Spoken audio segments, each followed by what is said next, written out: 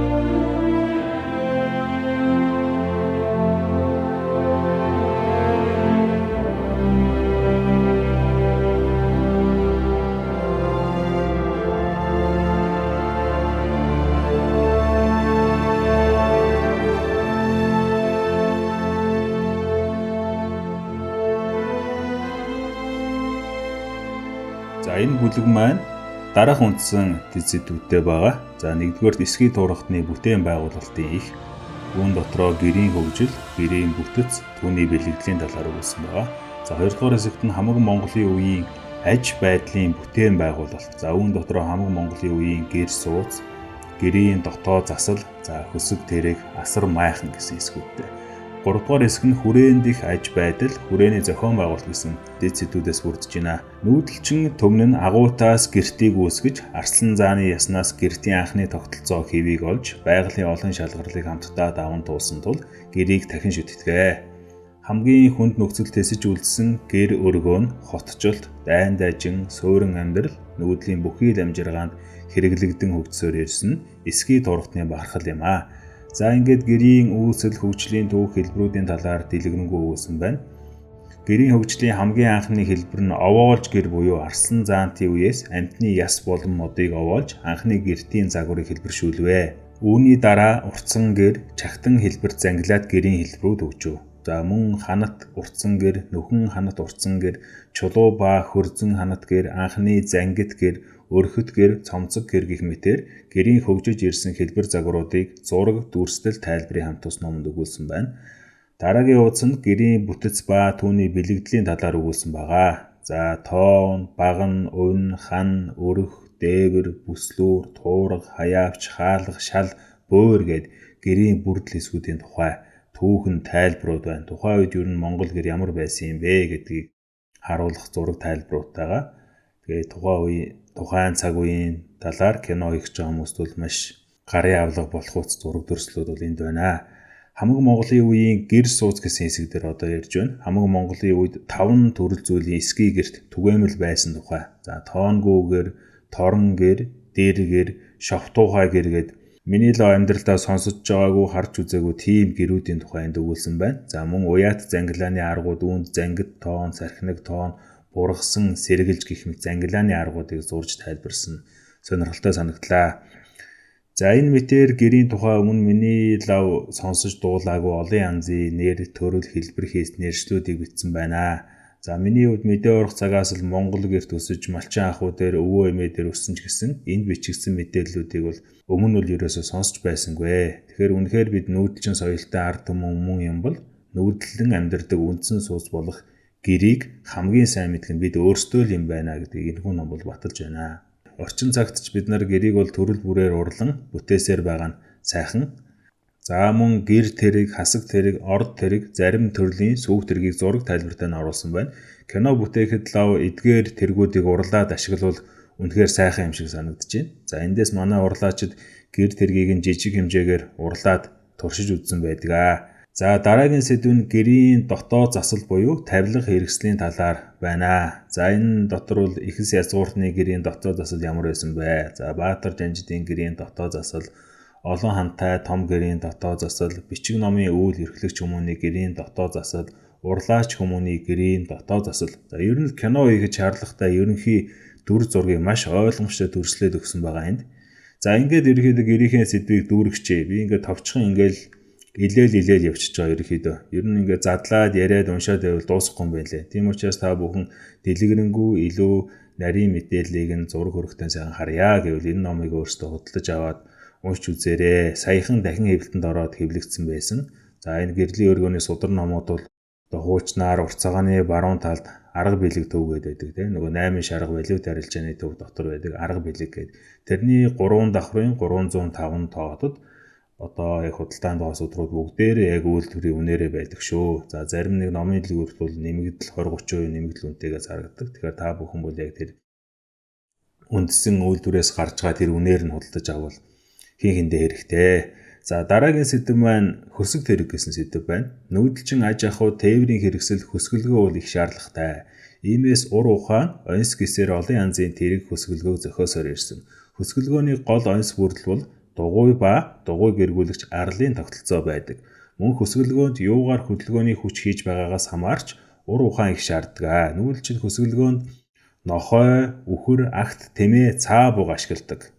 За ингээд эхлээ тэрэг, эмээхээ тэрэг, эсгийн ширээст сүх, суран зангилаат, цонхтой сүх зэргийг зураг тайлбартаа оруулсан байна.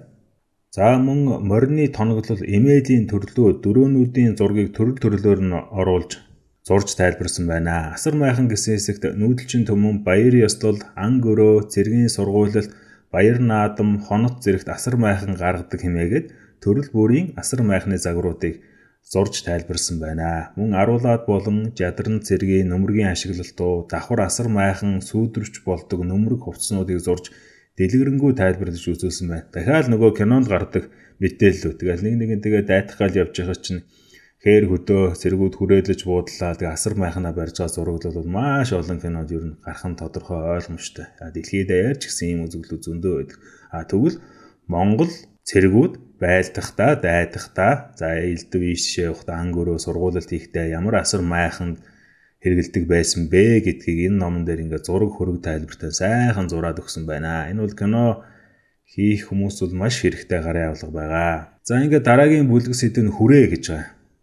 За ер нь яагаад энэ хүрээ гэдэг сэдвийг оруулсан ойлгомжтой. Мэдээж хэрэг кино хийх гэж байгаа учраас тухайн цаг үеийн ахуй байдлыг маш тодорхой дүрслэх шаардлагатай. Тийм учраас энэ хүрээ гэдэг сэдвийг заавал оруулж тайлбартаа нь оруулсан байх. За тэгээ энэ цаг үеийн ер нь их ном судруудад за тэнд тэгж яваад хүрээлэн буу, цэргүүд хүрээлэн бууцгаа гэсэн үг хэллэгүүд маш их гардаг штэ. Тэгвэл тэр хүрээ гэж юу вэ? Ямар зохион байгуулалттай байсан гэдгийг энэ тайлбарлажээ. Тухайлбал хүрээг устай 80 алд газараас ойр буухыг хориглоно. Хүрээний овоо, хилийн буюу жимийн овоо, цаашлаад хамгаалалтын шоргоо, шөргөө, сацар зэрэг ойлголтуудыг зурж тайлбарсан байна. Нэг өртөө газрыг 30-аас 60 км-ээр тоосож тэр нь нэг зуутын хариуцах газар нутаг болдог байна. За газар нутгийн онцлогоос хамаарат говьруу бол 3-аас 4 өртөө тутамд нэг зуут хариуцдаг гэсэн байна. Хүрээнд их аж байдал гэсэн сэдвт хүрээг байгуулахдаа эрчим хүч, ус, бохирыг шийдэх нь чухал байдаг. Юугаар гал түлэх, яаж усаа хамгаалах, хэрхэн бохироо зайлуулах гэх энэ дүрмийг сахиж байвал хаанч хүрээ байгуулна гэсэн байна. Хүрээнд их ахуй соёлын зарим эд зүйлсийг энд зурж үзүүлсэн байна. Шавар зуух, тун тууз, чулуун дин, шавар дин, зис хүрлэн дин, шингэн тосон дин, дэнлүүг зүүх аргууд гээд. Ерөөсөө л би эхлэхээсээ дуусал хэлээл байгаа ингээд кинонд дүрслэгдэж болох бүхий л зүйлсүүдийг ингээд зураг тайлбартаа оруулсан байна. Дахиад энэ кино хийхэд хэрэгтэй мэдээллүүд ингээд жижиг хэрэглүүд энд бүр зурагтайгаа байж шít. За тэгээ тухайн үеийн ахуй байдлын талаар төсөөлөхөөр зураг дүрслэлд үг хэлэмжүүдийг бас тайлбарлан үзүүлсэн. За энд анхаарал татаж буй бас нэг зүйл нь нүүдэлчд хониг буюу ус цэвэршүүлэгч ашигладаг байсан тухай зураг байна. За энэ зургаас харахад усыг шүүхдээ цаас юм уу, даав уу, за тэгээ хайрга, манхны илэс, модны нүүрс зэргийг ашиглан бүтээсэн төхөөрөмж хэрэгжилж байсан тухай сонирхолтой мэдээлэл байна.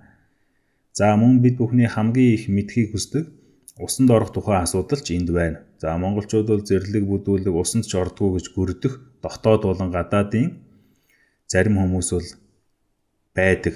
Өөрөөр хэлбэл усанд ордог банагтай байсан байна. За ингээд энэ нь болохоор чулуугаар халаах тогтолцоотой банаг буюу усан онгоц.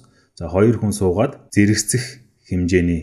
За тэгээ том онгоц учир хажуудаа гал түлж төчөөд чулуу халаад чулуугаа жижиг банаг дотор хийж дараа нь том банаг руугаа ирэхэд 2 хүмүүс усанд орох хэмжээний ус бүлээц боломжтой гэсэн байна. Том үхрийн гүзэн дотор бүлээн ус хийгээд нэг газар нөхөлж төвгээр өлөн хийдэг. Тэрүүгээр хүндийн унах чингээр өлөнгөөр нь ус гоождгоо гэж юм. За нэг гүзээтэй усаар хангалттай усанд орноо. За нэг талаас нь татхаар сулардаг, нөгөө талаас нь татхаар чангардаг, хартдаг зангилааг уяагаар амсар дээр нь хийдгээ. За энэ нөгөө өнөөгийн шүршүүр чинь тэр үед бас хийгээ хэрглэж ийсэн байж тээ. Ахуйд байсан эдлэл хэрэглэл зүйлсээ гарын дорх материал ашиглаад за одоо ч гэсэн бид нар хээр хөдөө аяллаар явахдаа зөөрийн шүршүүр гэж юм хэрэгэлдэг штэ. Тэгэхээр энэ мэдээллүүдийг бол хилээд зураад өгсөн байна энэ номонд. Миний хувьд бол тун сонирхолтой байна. Одоо ингээд аялал жуулчлалаар ч юм уу гадаад дотоодынхонтой явж байхад хэлэх ярих хөвгтэй тийм ээ. За энэ номон дээр ийм мэдээллүүд байдаг. Монголчууд ирээд ингэж ийсэн гэдээ ярих. За миний хувьд бол иймэрхүү төвшөнд эдгээрийг ашиглана. Кино хийх ч улсууд ч юм уу илүү нарийн мэргэжлийн төвшөнд ашиглах улсууд нь бол илүү ухаж ойлгоход бол хэрэглэх баха. За энд нэгжүүдийн байхамж гэдэг нэг ийм зураг байна. За энэ зургийг би нэг видео тоглоом дээрээс бас харж ийсэн санагдаж байна. За өртөө хүрээ рүү ороод ирэхээр энэ нэгжүүлийн байхамж явн гэтлэхэд бие байцаах хагас суур маягийн гэр гинэ. Хагас гэр нь газарт, хагас гэр нь дээрээ шавар тагзархуу зүйлээ. Нэгжүүлийн байхамж дээр заавал цагдалтын асуудал үүсдэг. За хориотой бараа бүтээгдэхүүнийг хурааж авах, хүмүүсийг түр хугацаанд цагдан хорж мэдүүлэг авах тул газар ухаж байгууламж хийх шаардлагатай болдог. Дээвэрлэгийг оргож зүгтаах боломжгүйгээр бат бөх зүйлээр хийдэг. Түүнийг байхамж гэнэ. Ингээд үг хэллэг нь ч гэсэн ингээд бидний одоо сайн мэдэхгүй, за миний лам мэдэхгүй иймэрхүү хэллэгүүд энэ дээр бас гарч ирж байгааг анхаарч харуул зохилтой юм шиг санагдаж байна. За үүнийг бас зойр агуулгын зориултаар ашигладаг гинэ. Жижиг болон томоохон хэмжээгээр хийж болно. Хорионд байдлах хүмүүнийг газар малтах боломжгүй болох үүднээс гар хүзүүнд нь дөмөглөнө.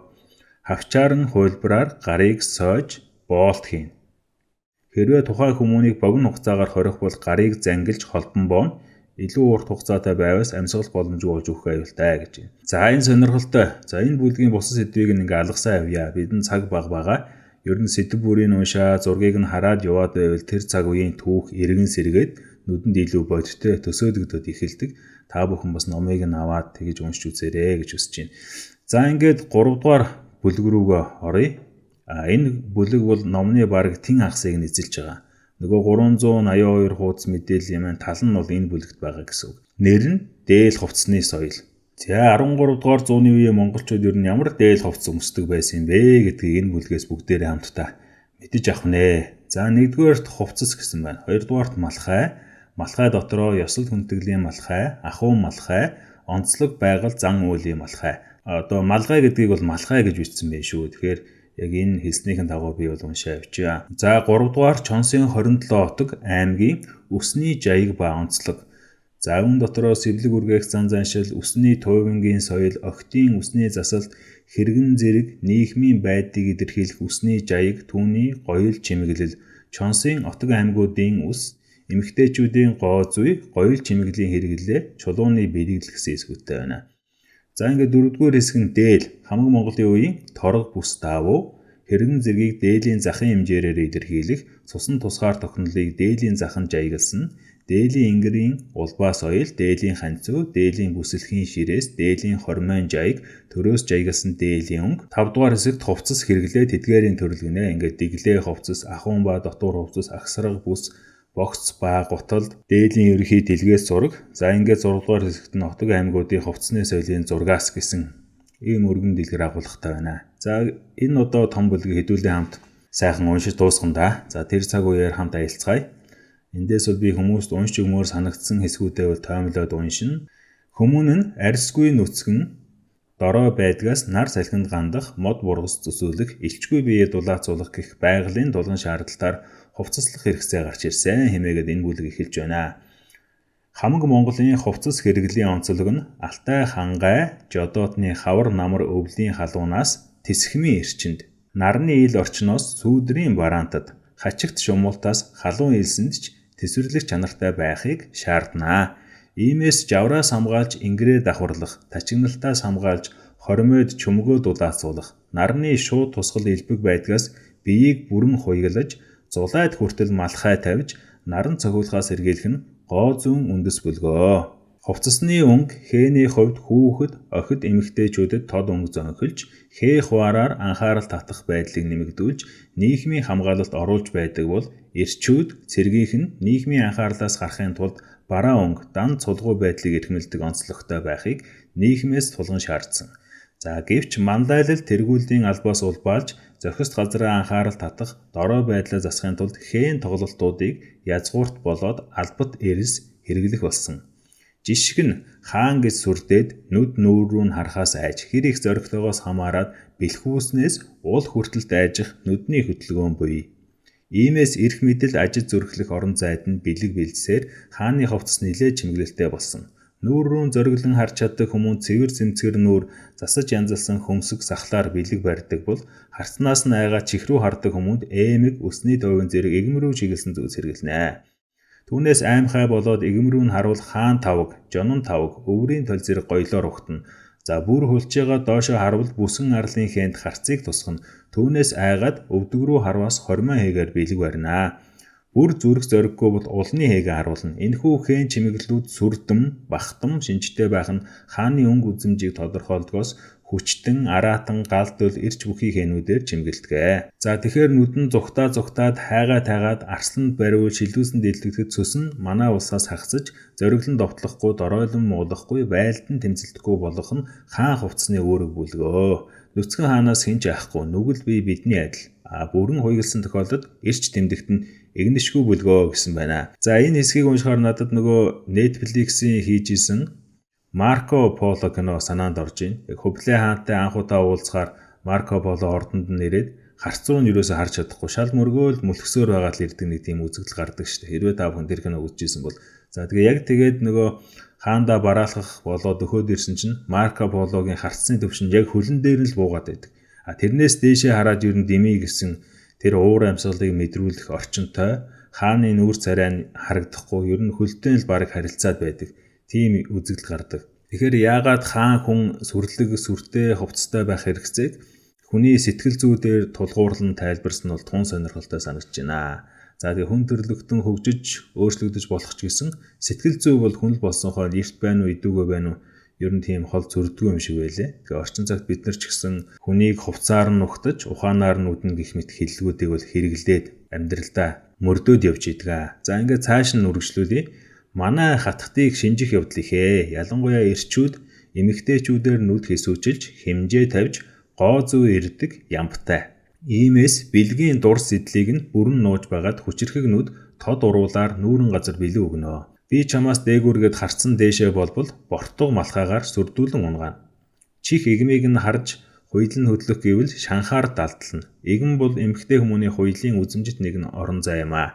Тэрхүү ясыг харж үнсэж долоох шимэх сэдэл төрөөс захны олон хэмжээрээр дарнаа. Эмэгтэй хүмүүний мөр дал уран ясны угалт сайхан үнсгэд торгон булбар айрстай байдаг учраас тэр хэсэгт нь бөмбөлт өгч мөрийг нь нууж дал руу хээ чимгийг хийж бүрэн тусгаарлана. Им хүмүүн гэдгийг цээжний хоёр мах тодорхойлдог. Их хүмүүн эхнэр болно гэдгийг сэтэлжүүлдэг том дохио. Иймийн учраас цээжний боолт ашиглаж бага махтай болгож их махтай байсан ч хавтгайгаар зайг нь нэмэгдүүлж цээжийг нуун хүчирхэг толд хүзүүн гоёл олон ирээлжлэр далдлан чимэх нь үүрэг.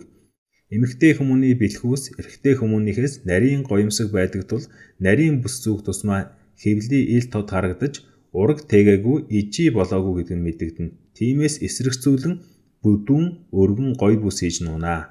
Эмэгтэй хүмүүний өгцөг нь хуйлын сэдлийг хамгийн ихээр өдөөгч учраас нэлмийсэн хормой өгөөд нуглаа болгоод нуух хэрэгтэй. Хөл тахим шагааг нь харж ялдан байдлыг эрвэл хормойн чимгээр толгойг нь эргүүлэх хэрэгтэй. Хуйлын шин чанар ирээд ололгүй бяцхан хөлийг нь харах гэх юм бол урт хормойгоор хөлөө нугаас уучих хэрэгтэй. Иймэрхүү байдлаар эмэгтэй гоо зүг харж болох ч хуйлын сэтгэл зүгээр харах боломжгүй байдлаар хатныг төгөлдөржүүлэх нь эрх мэдэл үнэн хүч зэрэгцэх боломжийг олгодог онцлогтой. Энэ бол хамаг Монголын ардаа нууж байгаа үнэн төрхөн бүлгөө. Ийм сонирхолтой зүйлийг энэ номноос олж уншлаа. Тэр үед бол төрийн төвшөнд хатад язгууртнуудын хувцаслалтын бодлого нь бол ийм нарийн учиртай байжээ гэж ойлголоо. Маш сонирхолтой. Орчин цагт бол ямар байдгийг мэдэхгүй байна. Эгэл ардын төвшөнд бол энэ бол бараг эсэргээрээ болсон байх. Тэр нь ч бас цаг үе орон зайдаа нийцдэг байх. За ингээд цаашаа бол хувцсны талаар олон сонирхолтой зүйл бол бичсэн байна. Та бүхэн бол энэ номноос өөрсдөө уншиж үзээрэй. Би бол маш товчлоод надад яг сонирхолтой санагдсан хэсгүүдийг нь уншаад сэтгэлдээ хэлээ явж байгаа шүү. За дараагийн сэдв нь малхай гэсэн хэсэг байж байна. За монголчууд тэргүүнээ тэнгэрээс өгсөн бэлэг хэмээн бэлэгшээж оюун санаа тэргүүн малхай хоёрыг ижил зэрэгт ёслон хүндэлсээр иржээ. Малхай толгоон гоёлоор нийгмийн байдал, эзэн эрх, угсаа гарвал отог омог, үзэл бодол, бэлэгшээх ёс зүй, хүсэл тэмүүлэл, нас хүүсийг бэлэгдэн өгүүлэх зан заншилтай. Тэргүүн малхайг хэдий хүндлэн төдий чинээ заяа тавилан дээш өргөгдөж, тэнгэрийн таалал, оюун санаанд цэвэр тунгалгаар буун, алдалт үгүй амьдрын хэмээн сүсэглэнэ. За ингээд малхайг дээдлэн хүндэх ёс, малхайтай холбоотой зан заншлууд, малхайг идэлх хэрэглэх зан үйл, малхайн арчилгаа, гал дариулах, хуучирсан малхайгаа орхих, устгах зан үйл, малхайтай холбоотой цээр соёл мөн малхайн гоёлын бэлэгдэлгээд маш олон сонирхолтой мэдээлэл бичсэн байна. За сонирхолтой нэг хэсгээс нь уншийе. Өмнөх бүлэгт өвүүлсэнчлэн соёл бол цаг үеэ дагаж хувьсж өөрчлөгдөг гэдгийн нэг тод жишээ нь малгайн дээр гарч ирж байгаа. Тухайлбал хамаг Монголын ихэнх үе болон Их Монголын үед малхайн орой дээр чулуун тоног тавьдгүй байсан. Оньсон уран зангилаа үд сүдийг ихээр зүүсэглэн хэрэглэнэ. Учир нь малгайн орой дээр хүйтэн чулуу тавих нь үхэл дугаад орж явдал хүйтэн чулуу толгойд гарч мунхаглал дарагдана гэж үздэг байжээ. За харин Ян гүрний үед энэхүү соёл өөрчлөгдөж үнэт чулууг, гэрэлт чулууг ихээр хэрэглэх болсон. За ертөнцийн химийг шингээгч оройд ойр байвал тэр луга хүч чинь хэмээн үзэж чулуун тоногийг малхайд байршуулж эхэлсэн. Ян гүрний сүүл үеэс Лэгдэн хаан хүртэлх үед малхайн орой дээр элдв тоног тавих нь эрс цөөрч сацаг чимэг залааг тогтоодог болсон. Хамаг Монголын ихэнх үед залаан зөвхөн уялгын шин чанартай байсан бол Ян гүрэнд зэрэг дэвийг илэрхийлэх хааны тамхтын чимэглэл хэлбэртэй байсан. Ян гүрнээс хойш залаа нь эрх чөлөөний тэмцэгчийн илэрхийл болсон байна. За хамаг Монголын үеэс малхайгаа авч байж тэнгэр уул ус руугаа шүншгэлдэг байсан бол Ян гүрний төгсгөл Чин улсын үед малхайтайгаа ёсолдог болсон гэд тайлбаруудыг мөн оруулж өгсөн байна. За инхээр нөгөө соёл, зан заншил гэдэг зүйл маань цаг үе, хэрэглээ, хэрэгцээ, шаардлага, за мөн тухайн нийгэмд ноёлж буй ерөнхий үзэл хандлагаас хамаарат өөрчлөгдөж болдгоо гэдгийн түүхэн жишээнүүд бол энд дурддагдаа явж шít. Цаг үе болгонд өөрчлөгдөд явсан байна. За ингээд цаашаа малгайн дээр байх бэлэгдлүүдийн тайлбар, малгайн бүрдэл хэсгүүдийн нэр тайлбарыг бол дэлгэрэнгүй өгүүлсэн байна. За малгайг хэлбэр хийцээр нь бүрэх, бүрхээ, бортго, тойруул, дуулга, донхой, юудэн, хэв, уутан, богтго, тоорцог, гургуу, тулай, майхавч, шүтүүр, сагсай гэх мэт ангилсан нэршлүүд зураг тайлбартайгаа байна. За мөн нийгмийн байр сууриар нь малхайг ихэс дээдэс, өрлөг жанжид, ноёд сайд, төрийн хүмүүн, ард, домч, урлаач, малчин, өндөр настан, өртөөч, захчин ард, арилжаачны, хүүхдийн гэх мэтээр ангил жишээг оруулж өгчээ. За нөгөө л кинонд хэрэглэгдэх мэдээлэлтэй. Кинон дээр зөвхөн нөгөө Баатар жанжид хаан хатад гарахгүй шүү дээ. Жирийн ард иргэд гарна. За өндөр настан малчин урлаач гэх та. Тэгвэл тэдгээр улсуудын өмсдөг байсан малгай нь ямар вэ гэдгийг энэ бүр зориуд ялгаад ангилаад өгсөн байна. За малгайг мөн эдлгээний талбараар нь ёслол хүндэтгэлийн, ахуйн, онцлог, байгаль нөхцөлийн цэрэг дайны зэргээр ангилсан байна. За ёслол хүндэтгэлийн үед ямар малгай өмсдгүү, энгийн гэр ахуйдаа ямар малгай өмсдгүү, за тодорхой онцлог нөхцөл байдал ямар малгай өмсдгүү, цэрэг дайны үед ямар хуйг дуулга малгай өмсдөг ингээд бүгдээрээ ингээд ялгамжтай байж байна. За энэ бүх ангиллууд бүгдээрээ ингээд зурагтайгаа дээрээс нь тайлбартайгаа байж байна. За энэ малгайг хийлгээд өмсөх юм бол гэсэн сэтэл төрүүлэхээр маш олон гоё малгайны загвар бэлэгдлүүдийг бол эндээс олж харж уншсан.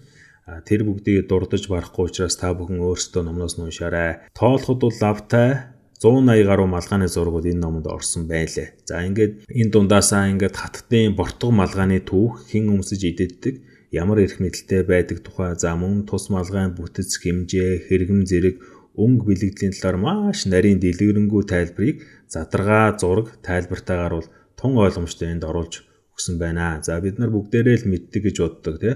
Олдуураа дэлгэцийн уран бүтээлээс зөндөө харж байсан энэ хатан малгайн тухай энэ номонд зориуд нэлээд олон хуудас тайлбарыг оруулсан байлээ. Тэр бүгдийг бол би уншаад яг та бүхэн өөрсдөө уншаад энэ бортго малгайн түүх ямар утга учиртай ингээд энэ дурддагсан мэдээлүүдийг авах боломжтой. За ингээд малгайны тухай сэдвээ хаачаа маш олон зураг мэдээлэл тайлбарууд байгаа. За дараагийн сэдвийн Чонсын 27 отог аймгийн үсний жаяг ба онцлог. За Кеданчууд нүүдэлчин болоод язгууртнаа ялгахын тулд нүүдэлчдийн толгойн орой өсгөө байх. За бүрэн үстэй байх ардууд нь бол заавал дээд язгууртан байх ёстой гэсэн үсний зан заншлыг зааж байсан байна. За онгод залах, сүлд хиймрөө үлдээх зорилгоор зулайн, магнай үсийг урт чигээр нь үлдээнэ гэж алагчилснаас үсний хэв загвар үүсвэ.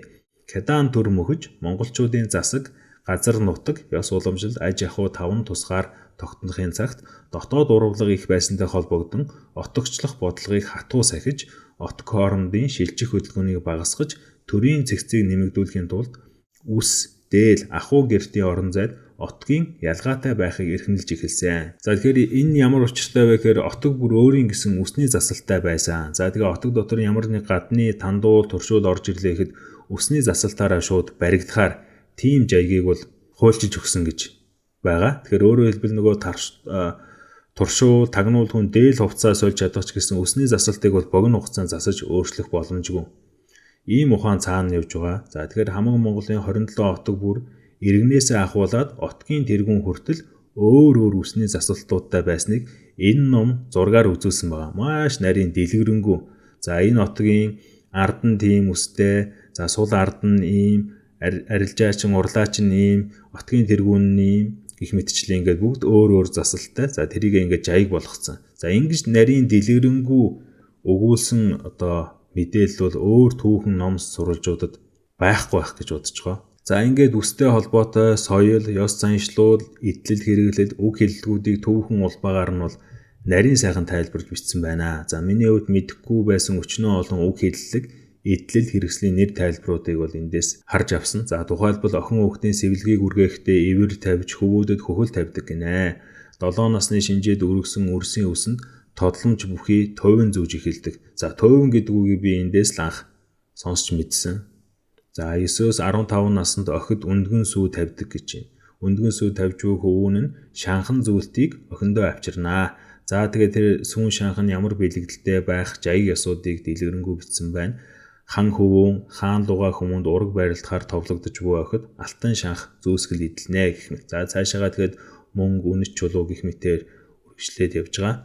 За эмэгтэйчүүд үсний үзүүрийг ил гаргахгүйгээр төвөн ба хоргоогоор хийсэн үсний гэр бүхий уутанд хийж далдалнаа гэсэн байна. За ингээд нөгөө бидний түүхэн зургуудаас хардаг одоо ч гэсэн ингээд нэг кино бол нэлээд тренд болоод байгаа нэг кино ш. Тэн дээр гарч байгаа энэ хатан үс гэдэг нэг юм одоо ингээд үсний хоёр талаар ингээд яасан нэлээд тийм бэрх одоо харахас үртэй харагддаг ч гэсэн нэг тийм үс байдаг. Тэр бол ингээд анхны улбаа гарал нь бол энэ товингийн соёлоос үүсэж тэгээд хувьсаж өөрлөгцөөр байгаа тийм болсон болов уу гэж би бол таамаглаж байгаа. За гэхдээ яг энэ бол нөгөө энэ номон дээр байгаа үг биш шүү. Зүгээр миний ажиглалтаар л тиймэрхүү санагдсан.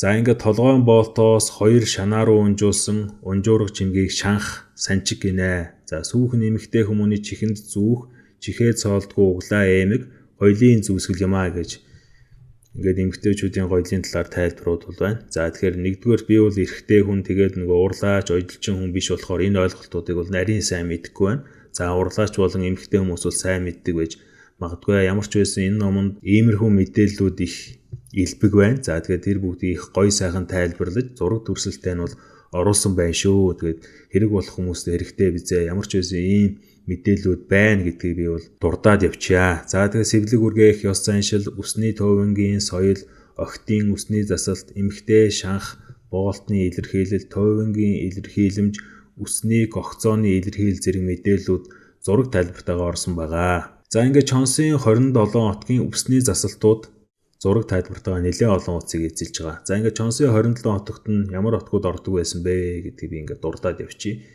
За эхлээд Чонс гэж байна. Ерөнхий нэршил нь. За тэгээ урайн хай, дөрвөн эргэн, бөгөөнүүд, бэлгүүнүүд, хатган, салжууд, жадран, жигүүрд, байран, минэн байран, боржигэн, ноёхон, баруулас, төдөөгөн баруулас, бисүүд, ороонор, аруулад, хонхтон, сүнэд, будаагаад, адирхэн, ургууд, мангууд, тайчууд, хавтуурхас, гингис, зүрхэн, сүгчин, баягууд, нэгүүдс гэд энэ отгуудын үсний засалтуудыг их гоёор зурж үзүүлсэн байна. За тэгээ отог тус бүрээр нь нэг бүрчлэн тайлбарсан байгаа. Эдгээр отгуудад хариалагдчихсэн дөрвөгсөд, сул ард, игэл ард, жаа буюу 10-ын дарга, 100-д, 1000-д баян хүн, эрдэмтэн, урлаач, арилжаачин хүмүүс тус бүр үсээ яаж засаж жаягалдаг байсныг энд хүснэгтээр зурж үзүүлсэн байна. За энэ жаягийг нь анх Хабуул хааны үед аргачин ноён гаргаад 5 жилийн дотор бүх Монголд мөрдөгддөг болж хивссэн гэж хийсэн. За ингээд дараагийн сэдв маань эмэгтэйчүүдийн гоо зөөгнө. Нүүрний ингэсэг, будаг, нүдний тост будаг, хөмсгний харандаа, урнуулын ингэсэг гэдэг тухайн цаг үед эмэгтэйчүүд хэрхэн гоёж гоодож буддаг байсан тухай мэдээлэлүүд байна. За ингээд хаттын өмсгөлтэйгөө байгаа их гоё зургууд байна. Баргуужин, Төхөм хатан, Хамаг Монгол хатан, Байран хатан, Урайхан хатан, Хорь Төмөд хатан, Татар хатан, Хонгороод хатан, Мэргэд хатан, хатан сургагч дэмжгээд их сайхан гоё зургууд оруулжээ. За эндээс бол энэ хатад ямар хувцас, өмсгөл хэрэглэл, эдэлж хэрэгжилж байсан тухай мэдээллийг авах боломжтой. Зураг гэдэг бол ер нь хүнд маш олон төрлийн мэдээллийг өгж байгаа шүү дээ. Хараал, ухаал, ойлгол байх юм бол тэндээс ялангуяа урлаач хүмүүс бол маш нарийн зүйлийг олж харах боломжтой. За энгийн одоо мань мичиг хүн бол яасан гоё зураг вэ гэж хараал өнгөрнө. Гэтэл яг нарийн юм хийдэг улсууд бол за энэ малгай нь хаагуураа орсон байна. Малгайгаа яаж тогтоосон байна? Энэ уужаа яаж тогтоосон байна? За энэ хоёуг дуулган дээр бол жишээ нь ингээд бүсэндээсээ хаанаасаа юу зүүсэн байна? Ямар тогтоолттой байна гэдэг ч юм уу те. Зарим зурган дээр бол уран сайхны зурган дээр бол бодит амьдрал дээр байх боломжгүй, тогтоох боломжгүй байдлаар зурцсан байдаг бол яг энэ судар номонд дурддагдсан зургууд бол яг тийм тогтоох боломжтой бодит одоо хийгээд өмсөж зүүх боломжтой тийм байдлаар зургасан. Яагаад гэвэл нөгөө энэ дээр зурагдсан, хэлэгдсэн мэдээллүүд маань хийгдээд үйлдэгдээд хувцас болоод, эдэл хэрэглэл болоод гарах учраас маш бодиттой байх ёстой. За энийг нь тэгээд кино, зураг авалтанд ашиглах учраас яг тухайн цаг үеийн түүхэн байдлыг илэрхийлсэн бодиттой зурнууд байх ёстой гэдэг шаардлага байсан учраас энэ бол яг ингээд бүгдээрээ уран сайхныхээс илүү нөгөө ажлын зураг шиг тийм зургууд яваад байгаагаараа бас онцлог. Тийм учраас бүгдээринг ингээд бижжүүлээд хувцас болгоод, эдэл болгоод гарах бүрэн боломжтойгоор их давуу талтай болов гэж би бодож байгаа. За ингээд гоёл чимэглэлийг хэрэглэе гэсэн сэдв байна. Эмэгтэйчүүд ямар гоёл чимэглэлийг яаж хэрэглэдэг? Охин, эгэл ард сүйт бүсгүй, гэрэлсэн эмэгтэй, арилжаачин, хатан хүмүүн ахуудаа, за бас нэг арилжаачин, удган, хэрэгэн зэрэгтэй эмэгтэй, дайчин хатан, баг хатан, их хатан зэрэг улсууд ямар эдэл хэрэгсэл гоёл зүүсгэд хэрэгэлдгийг их гоёор зурж дүрсэж үзүүлсэн байна. За дараагийн утсанд нь гоёл чимэглэлийн нэр зургууд байна. За ингээд тэтэм, тойвон, углаа тойвон, шилвч, тохиг, шанх, сам, эмэг, үсний даруулга, соноровч гэдэг. За миний мэдгүй олон эд зүйлсийн нэр ус тайлбар зургатайгаа байж байна. За ингээд дараагийн сэдвийн чулууны бэлэгдэл. За энэ хэсэгт бол чулууны хараал, хүний биед эс зохицох чулуу, хэмийн хараалтай чулуу, эс зохицлын хамааралтай чулуу, мөн очир эрдэнэ, бадмаарг, хонт, индранил гэх мэт олон янзын эрдний үнэт чулууны тайлбарууд хэрэглээний талаар маш гоё мэдээллүүдийг оруулсан байна. За эндээс жишг болгоод нэгийг уншъя. За индранил гэж энэ хөхөлбөр өнгөтэй, ягаан туяатай, цус харвалт, зүрхний шигдээс зүрхтэй хамааралтай бачуурлаа сэргийлдэг эрүүл мэндийн чулуу гэх мэтээр үргэлжлүүлээд олон тайлбарууд энд байна. За тэгэхээр эрдний чулуугаар гоёх дуртай хүмүүст энэ мэдээллүүд хэрэг болох нь дамжиггүй. Ялангуяа энд нөгөө зүүж болохгүй хараалтай эсвэл буруу хэрэглүүл муу үр дүнд хүргэдэг чулуунуудын тухайч мэдээллүүд бас байна. Тэгэхээр нэг уншаад мэдээд авчихсан байхад гэмгүй. За ингээ урдун судар маань дээд гэсэн хэсэг рүү орж байна. Ном маань ерөнхийдөө ингээд талдаа орох юм дөхөж явнаа. За нүүдэлчин түмэн дээдлийг хүндэтгэн дээдлэх болсон шалтгаан нь мөн хөвлийг давхад нүмер нөөлөг болж ертөнцийн хахир хатууд оюун санааны хүч өгч байсныг бэлэгшэн хадгалсаар ирсэн. За ингээд дээлийн бэлэгдэл, эдэлж хэрэглэх, бусдад бэлэглэх, дээл урлах, дээлийг устгах, дээлтэй холбоотой ёс заншил, цээр ёснуудын талаар өгүүлсэн байна. Дээлийн бүтэц, нэршил гэсэн зураг тайлбарууд бас энд харагдаж байна. За ингээд эзэн юмаа мэдэж эргэн усаа хашдаг гэдэг шиг нүүдэлчин монголчуудын үндэсний хувцас дээлийг ийм нарийн төвшөнд тайлбарлаж, зурж, дүрсэлж, урлаж үйлдэх хүмүүс нь бид өөрсдөө байж таарна. За үүний баталгаа нь өнөөдрийн хүртэл бид нар дээлээ өдөр тутмын амьдралдаа тэмдэглэлт, баяр ёслолтын үеэр хэрэгэлсээр байгаа. За дээлний загвар хийс түн бумаараа хөгжиж цаг үетэйгээ нийцсэн алхаж байгаа. За гэхдээ бид нар уламжилдаасаа үргэлж суралцсаар үндэс суурьаа үргэлж тэмтэрсээр байдаг. Тэр үндэс суурийг энэ ном бас бидэнд таниулж байна. За тэгээд тухайн үед монголчууд дээл урлагтаа ямар торго, бүс даавуу хэрэгэлдэг байсан тухай мэдээлэлүүд байна. Тухайлбал Хамаг Монголд улаан олс буюу майланг дав, хар олсны нэхмэл, хиг хөвөнгийн нэхмэл, улаан олсны нэхмэл зэрэг материалуудыг дотооддоо үйлдвэрлэж түүгээр дээл хувцас хийж байсан байна. Мөн арилжаагаар Корео алтан улс тангууд сартуулаас торог авдаг байсан гэж байна. За баргуужин төхөм ойн иргэдээс үслэг эдлийг арилжин авнаа. Орчлон гэрэлтдэг хамгийн нэмгэн торгыг сартуул улс уралдаг. Маш гүн нэхээстэйч ард тал нь гэрэлтдэг. За тэгээ бүүлэс нахиалан цэцгэлдгээс агуулаад сарны доорх усан давлгаан дээр тогос шувуу хөвөн хөвгөд ардуур нь байгалийн үзэсгэлэнт ой тайг найгаж байх зэрэг гоё сайхан торгыг урлан хэмээжээ. Дээлийн өнгө даавууны будгийн талаар бас мэдээлүүд энд байна. За дараагийн хэсэгт нь хэрэгэн зэргийг дээлийн захын эмжээрээр илэрхийлэх эртний соёлын тухай. За мөн цус холдолт, ойртолт буюу цусан тусгаар тогтнолыг дээлийн захан жаягалсан жаягийн тухай өгүүлжээ. Дээлийн ингэрийн соёл нь гарвал угсаа аль чигтээс нүүдлэн ирснийг илтгэдэг онцлогтой. Ингээд зөрсөн ингэр, уулз ингэр, нумарсан ингэр тэдгээрийг ямар отгууд хэрглэж байсан тухай зураг мэдээллүүдийг оруулсан байна. Дээлийн ханцуу хэсэгт маш олон төрлийн ханцууг зурж үзүүлсэн байна. За жишээ нь эрэгтэй дээлийн ханцуу нь цэрэг, ард, адуучин, харваач, тохоо өргөн, урлаач, шашин мөргөл, эмэгтэй дээлийн ханцууд хатан, гэргий, жүрхэн гэргий, хөхүүлэх, харваач гэх мэт олон төрлийн ханцууг зурж дүрслэн үзүүлсэн байна. За ингээд цаашаа дээлийн цомбны төрлүүд, дээлийн бүсэлхийн ширээс, дээлийн хормын жаяг, дээлийн хормын тогтоол, төрөөс жаягалсан дээлийн өнгө гэсэн хэсгүүд бүгд бүтэн хуудас мэдээлүүд зураг тайлбартай байна. За ийм нарийн төвшөнд үнэхээр энэ дэлгэрэнгүй сайхан өстой нэг бүрчлэн ингээд задлаад мөчөөр нь жиргэнэ гэдэг шиг өстой хэсэг хэсгээр нь салгаж байгаа маш сайхан гоё тайлбарсан байна. Өстой нөгөө мэдлэгийн далай гэдэг бол энэ номонд бол бүрэн утгаараа байна дөө. За тэгээ хувцас хэрэглээ тэдгээрийн төрөл гэсэн хэсгүүд бол орж ирж байна. За дэглээ хувцас гэдэг бол дээлтэй хослуулан идэлх дулаалга, гоёл, ахуйн шинжтэй нэмэлт хувцснуудыг хийлгэх бөгөөд дээлийн гадуур идэлдэг хувцас гэжээ. За ингээд дэглээ хувцснууд дотор дойдог сагсай буюу ангийн арсыг мөрлөн нөмөргөлөх, хантааз, хөрөм, ууж, цов нөмрөг, дах буюу арьсан үслэг идэл, сөдлөө дээл гэх мэт тухайн цаг үед хэрэгжилж байсан дэглээ хувцснуудын зураг тайлбарууд байна. За одоош бид нар ихэнхийг нь амьдрал ахуйдаа хэрэглээд явж байгаа. За заримыг нь бол хөдөө гадаа явахдаа ч юм уу эсвэл баяр ёслолын үеэр зориуд онцолж хэрэгэлдэг.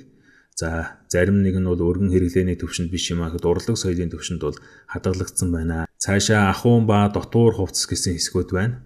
Ямар ч байсан нэлээд олон зураг мэдээллүүд байна. Энэ хэсгийг бол алгасчаа. Ямар ч байсан ийм сэдв бол энэ номонд байна шүү гэдгийг та бүхэн мэдүүлэхийн үүднээс дурдаад өнгөрье. За агсраг бүс, богц, гутал гэсэн хэсэг орж ирж байна. Тухайн цаг үед монголчуудын эдэлж хэрэгэлдэг байсан олон янзын хэв загваруудыг энд зурж дүрсэлж үзүүлжээ. Үнэхээр гайхамшигтай нүд унахаар зургууд бол энд харагдаж байна.